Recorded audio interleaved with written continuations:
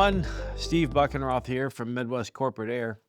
Today, what we're going to talk about is how we teach people the basics of instrument flying, the instrument foundation. And if we look at the FAA's books, we have two books that they put out for us to teach with. One is the Instrument Procedures Handbook.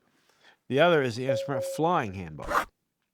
So let's start, though, by remembering the FAA still, always will, want us to teach private pilots how to fly instruments, student pilots how to fly instruments. Before we can send somebody on a before we can send somebody on a solo cross country, we have to teach them instruments. That's in 6193E, item 12. We've got to teach them reference to instruments, how to fly reference to instruments. Before we can send them to a private pilot check ride, we have to give them at least 3 hours of instrument training. And if we choose to, we can send them with 37.5 hours of airplane time and an additional 2.5 hours of instrument flying time. So we can actually give them, and that instrument flying time is on an AATD simulator. So we can actually give them 3 hours in the airplane, followed up by another 2.5 hours in a simulator or taught right alongside with it. So if we look at how to teach people instruments, the best thing to do is go to the Instrument Flying Handbook, Chapter 6, Section 1, Attitude Instrument Flying. And what we'll see when we go to Chapter 6, Section 1 on Attitude Instrument Flying, we're going to see that there's two learning methods that the FAA talks about how we teach instruments. The two basic methods used, as they tell us, are the control and performance method and the primary and supporting method. Most people find that the control and performance method is much simpler. That's what the United States military tends to use, how they teach their instrument students, where primary and supporting is the method that was taught by the FAA for years. In fact, there wasn't any discussion about the control and performance concept and the Instrument Flying Handbook for a long time. Then it made it into the back of the handbook, and then eventually it made its way to the front of the handbook. If we read this right here, it tells us the two basic methods used for learning the attitude of instrument flying are control and performance and primary and supporting. It says both methods utilize the same instruments and response for attitude control. They differ in reliance to the attitude indicator and interpretation of other instruments. So when we teach the control and performance process, there's a 4-step process we use. The FAA has it in their manual, and it tells us that we establish, trim, and then we cross-check and adjust. So let's go through that a little bit more. I'm going to go to a drawing I've done. This is how I typically teach it. So the control and performance concept, we also use a mnemonic memory aid called ETCA. Some people use this. So in ETCA, it stands for the E in ETCA right here. Well, that stands for establish.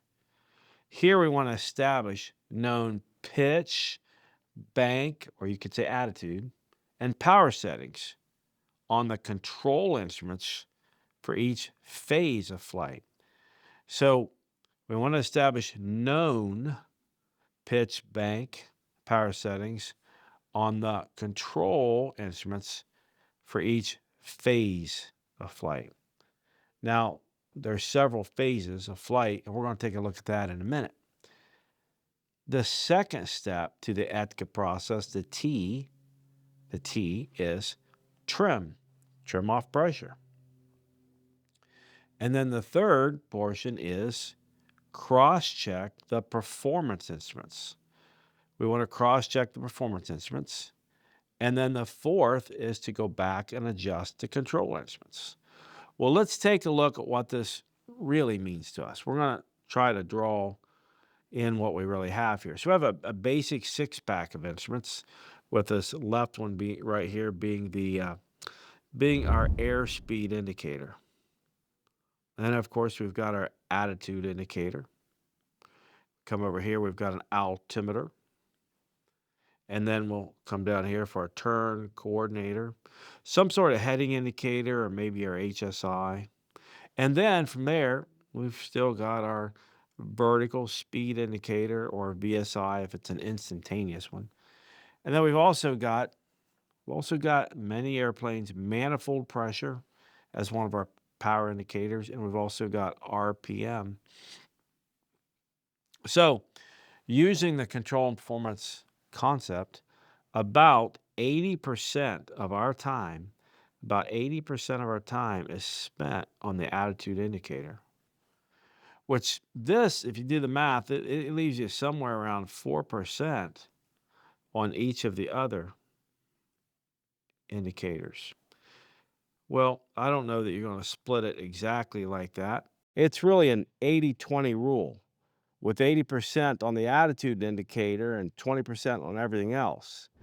So here on the attitude indicator, right here on the attitude indicator, we're going to establish a known pitch and bank.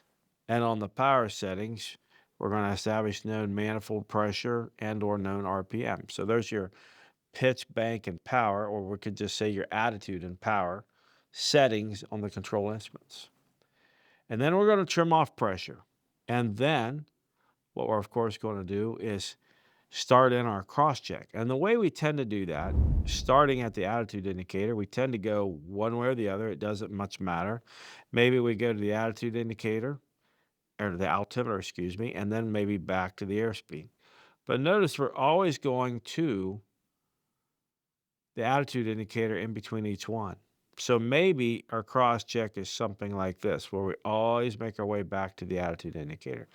That's what we tend to think of as a hub and spoke, with the attitude indicator being 80% of it, the other instruments being 20 or so percent. That's the performance instruments. Performance instruments, of course, are blue. Control instruments are red. And maybe we're going to come over and check our manifold pressure here, always going back to the attitude indicator and back to the RPM and back to the indicator. So that's the basic flow of the cross check. So again, we're going to establish, trim, cross check the performance instruments, and then we're going to turn around and adjust the control instruments. All right. So now when we do this, we talk about establishing known pitch, bank, and power settings for each phase of flying. Well, there's not necessarily a specific number of phases in terms of what's right or wrong. People tend to see it a little bit different, I think. But if we look at what seems to be a common way of thinking with most people, we have a phase where we take off, and then we're doing a departure and a climb out from there. Somewhere we're going to level off. Cruise, we could list that as a separate, of course, phase of flight. Then we're going to descend, and then we might go into approach level, coming in from the initial approach fix, and then maybe a precision approach or non-precision approach. I've seen people list down 6, 7 phases.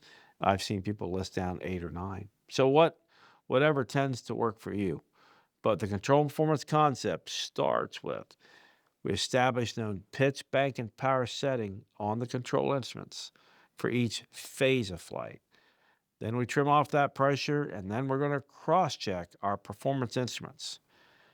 So how do we cross-check? Well, we went through that. We talked about right here that we start the attitude indicator, and maybe we go this way, we go like this. And we're also going to make our way over, of course, to the engine instruments. But what we really want to talk about here is some cross-check errors. One error may be fixation, that you just really fixate on one instrument or the wrong instrument. Maybe you look at your attitude indicator the whole time and you don't cross-check. That'd be fixation. And of course, if you're going to fixate, you're probably going to omit something. And then the third type of error would be emphasis. So if we're going to do if we're going to place too much or too little emphasis on something, maybe rather than looking at the attitude indicator 80%, you're looking at everything more like 20% equal. That would be a emphasis issue. Another thing would be if we're not checking our backup instruments. That would also be emphasis. So control and performance is clearly one of the two methods. It tends to be the cornerstone or foundation of how we do instrument flying. Um, but another thing we want to show you as well is what's our pitch instruments and what's our bank instruments. So the pitch instruments tend to be these instruments right here. These are pitch instruments. Our airspeed tells us if we're pitching up or not. So is our attitude indicator. And so is our altimeter, of course. And then another one that's going to tell us that just as quickly would be our vertical speed indicator. Now, another grouping of instruments we can also talk about would be our bank instruments.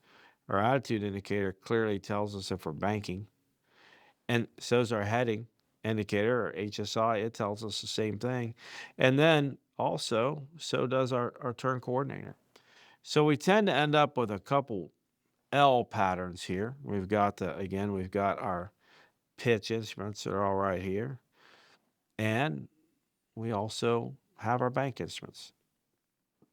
So in closing, the control and performance concept is a very good foundational tool to teach your student pilot, your private pilot, and your instrument pilot how we fly instruments. It's one of two methods. In my opinion, it's the easiest method. And all we have to really do is go back and remind ourselves what our control instruments are. These are the red ones.